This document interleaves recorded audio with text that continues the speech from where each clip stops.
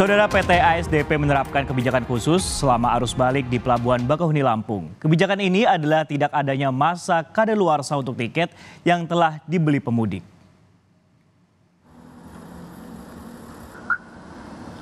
Kebijakan ini berlaku sejak 24 jam pemudik tiba di area pelabuhan dalam periode arus balik pertanggal 11 sampai 21 April 2024. Untuk itu, para pengguna jasa diharapkan untuk memesan tiket lebih awal untuk menghindari kehabisan kuota.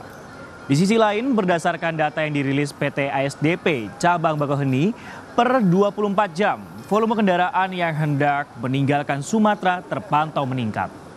Di hari kedua Lebaran, ada peningkatan volume kendaraan sebanyak 3.000 unit lebih, menjadi 8.974 kendaraan yang menyeberang ke Pulau Jawa.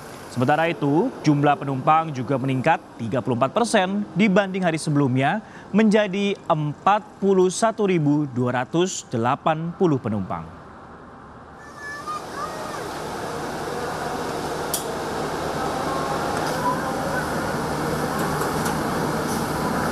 Untuk mengetahui situasi jelang arus balik di Pelabuhan Bakauheni, Lampung, kita sapa jurnalis Kompas TV, Valentina Sitorus. Valen, selamat siang. Bagaimana untuk situasi Pelabuhan Bakauheni saat ini? Apakah sudah terpantau untuk arus baliknya di sana?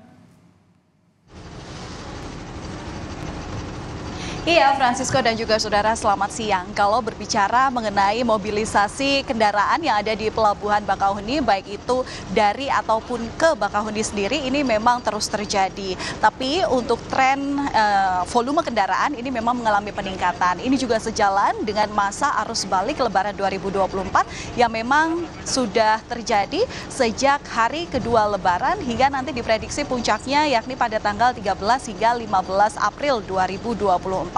Sementara itu memang betul ada kenaikan volume kendaraan yang memang didominasi oleh kendaraan roda 2, dalam hal ini adalah mobil yang jumlahnya meningkat 30% dari kalau di tanggal 10 itu ada 3.761 mobil, ini di tanggal 11 ataupun kemarin ini ada 5.371 unit mobil yang melintas.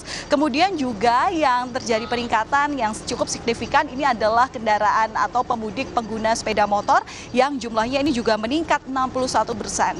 Besar angkanya jika dibandingkan 2 hari ke belakang. Di tanggal 10 ini ada 1.212 pemudik pemotor, kemudian kalau di tanggal 11 ini ada 3.041 pemudik yang menggunakan sepeda motor. Sementara itu memang kalau untuk pengguna ataupun pejalan kaki begitu ya, ini ada peningkatan sebesar 34%, yakni 41 ribuan total penumpang yang memang melintas di Pelabuhan Bakauheni untuk menyeberang menuju ke Pulau Jawa melalui Pelabuhan Merak. Sementara itu sejumlah mitigasi juga sudah diupayakan, Francisco dan juga saudara, bukan hanya penambahan jumlah kapal, kemudian juga penambahan trip, kemudian juga dengan upaya menyediakan dermaga tambahan, tapi juga pengaturan arus lalu lintas demi tidak terjadi penumpukan di area pelabuhan itu sendiri. Di antaranya adalah betul yang tadi sudah Anda sampaikan, ini tidak menggunakan ataupun tidak memberlakukan tiket kadaluarsa. Ini juga untuk mencegah kekhawatiran masyarakat atau pemudik yang mungkin khawatir pada saat puncak arus mudik nanti terkena macet sehingga mereka tidak memiliki tiket saat perjalanan menuju ke pelabuhan. Karena kebijakan ini sudah diupayakan sehingga diharapkan mindset para pemudik ini berubah, harus berangkat ke pelabuhan dengan sudah memiliki tiket yang kemudian bisa dipesan secara online melalui mitra resmi juga. Maksimal adalah H-1 jelang tanggal keberangkatan. Kemudian menambah jumlah kapal yang memang dioperasikan di Pelabuhan Panjang menuju ke Pelabuhan Ciwandan Merak, Banten, yang mana ini ada 2 kapal, yakni kapal motor Elviana dan kapal Panorama Nusantara yang beroperasi di jam waktu 12 siang dan jam 2 siang, di mana ini mulai diberlakukan untuk mengangkut kendaraan roda 2, kemudian juga roda 4 dan juga bus angkutan penumpang per tanggal 12 hingga tanggal 18 April 2024 nanti. Dan yang terakhir adalah diberlakukannya teknis screening terhadap tiket yang dimiliki oleh penumpang.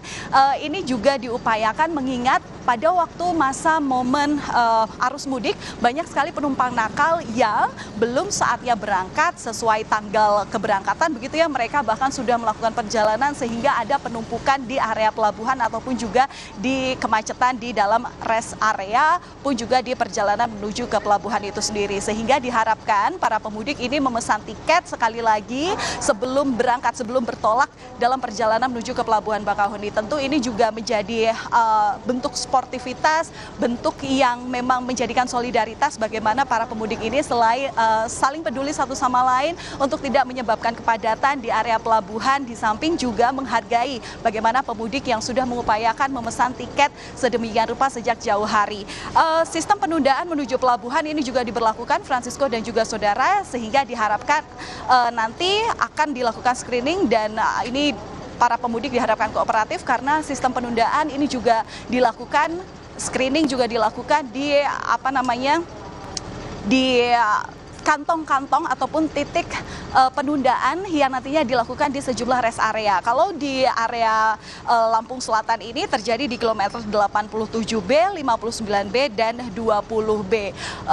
Ini juga sekali lagi sebagai himbauan kepada masyarakat sekali lagi untuk bisa memperhatikan jam-jam ataupun juga puncak arus balik 2024 sehingga para pemudik ini bisa menyesuaikan kapan waktu keberangkatan yang dirasa pas ataupun sesuai dengan tanggal pemudik begitu. Francisco, kembali ke Anda. Baik, sejumlah poin kami dapatkan. Ini H-1 sudah harus membeli tiket dan juga datang sesuai dengan waktunya agar tidak menimbulkan kepadatan arus lalu lintas ataupun juga penumpang yang akan diberangkatkan dari Lampung menuju Bakauheni. Karena kalau kita tahu kemarin juga ramai dari Pulau Jawa ke Lampung, semoga ini juga tidak terjadi nantinya di arus balik yang terjadi pada tanggal 13 hingga 15 di prediksi ya. Terima kasih Valentina Sotorus, salam buat teman-teman dan selamat kembali bertugas.